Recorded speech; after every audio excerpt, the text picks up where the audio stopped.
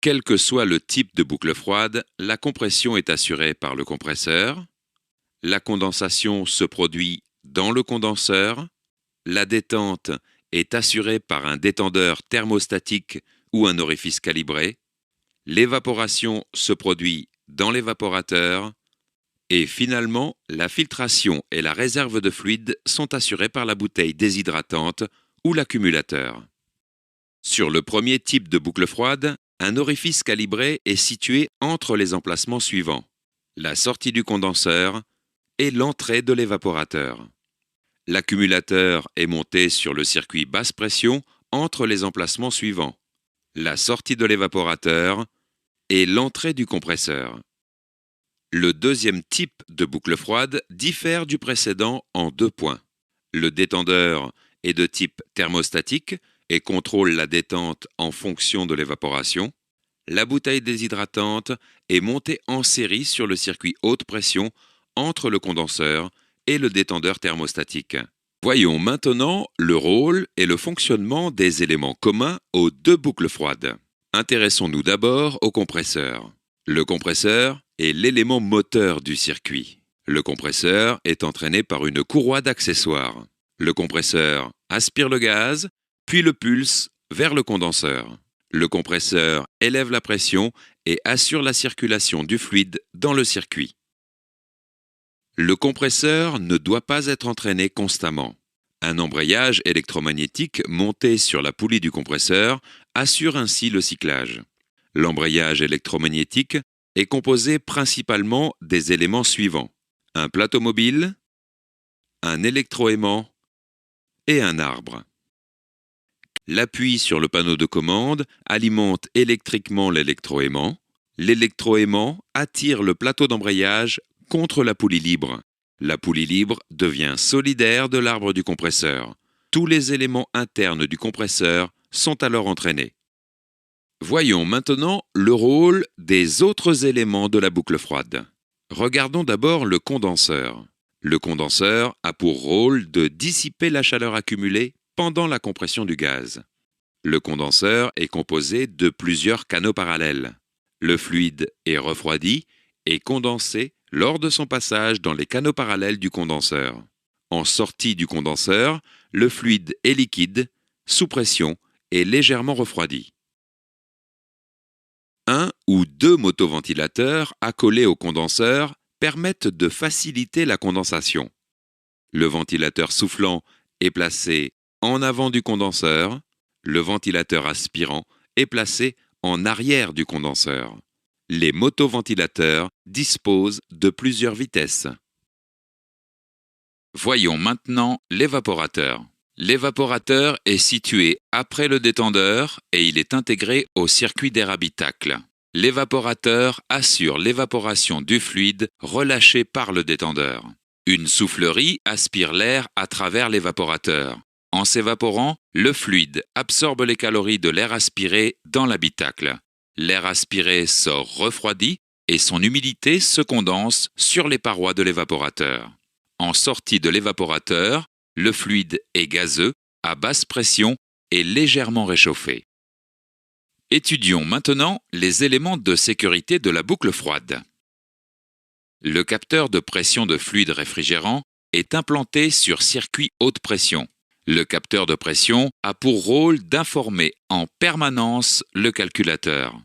La sonde évaporateur est située sur les ailettes au point le plus froid de l'évaporateur. La sonde évaporateur est présente sur tous les véhicules équipés de compresseurs à cylindrée fixe et certains véhicules équipés de compresseurs à cylindrée variable. Le rôle de la sonde consiste à mesurer la température de l'air pulsé à travers l'évaporateur afin d'empêcher son givrage. Voyons enfin les autres éléments du circuit. La boucle froide comporte des canalisations rigides en aluminium ou en acier et des canalisations flexibles en caoutchouc. Les canalisations du circuit gazeux sont de grand diamètre et de petit diamètre sur le circuit liquide. Les raccords sont à embout clipsé ou à bride.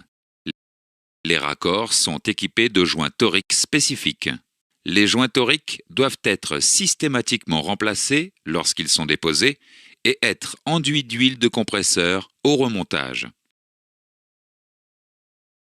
La valve de remplissage autorise le raccordement de la station de charge et assure l'ouverture du circuit. La boucle froide comporte une ou deux valves de remplissage de diamètre différent. Étudions maintenant les éléments spécifiques à chaque boucle froide. Voyons d'abord le premier type de boucle froide composé d'un orifice calibré et d'un accumulateur. L'orifice calibré comporte un filtre d'entrée, un filtre de sortie et un tube calibré.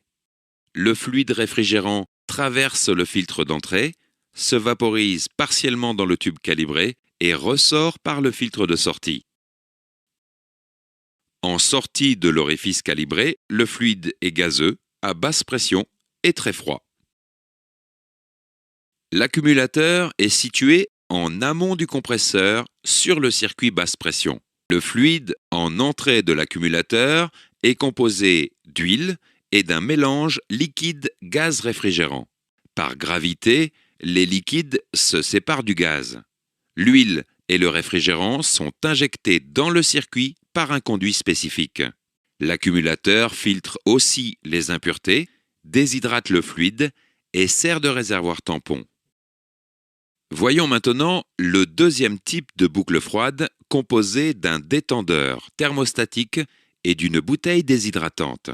Le détendeur thermostatique est traversé à la fois par le circuit d'entrée et le circuit de sortie de l'évaporateur.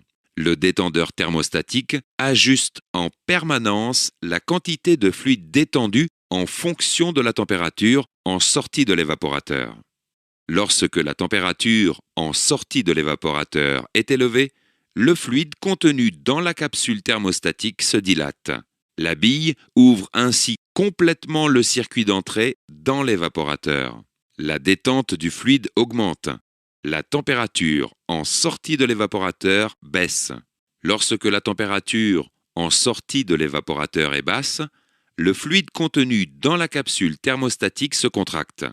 La bille stoppe ainsi le passage du fluide. La production de froid s'arrête jusqu'au retour d'une température élevée en sortie. La bouteille déshydratante est placée entre le condenseur et le détendeur thermostatique. Le fluide en entrée de la bouteille est composé d'huile et de liquide réfrigérant. Le fluide tombe par gravité dans la bouteille. Le mélange huile-réfrigérant est filtré, déshydraté, puis injecté dans le circuit. La bouteille déshydratante sert également de réservoir tampon.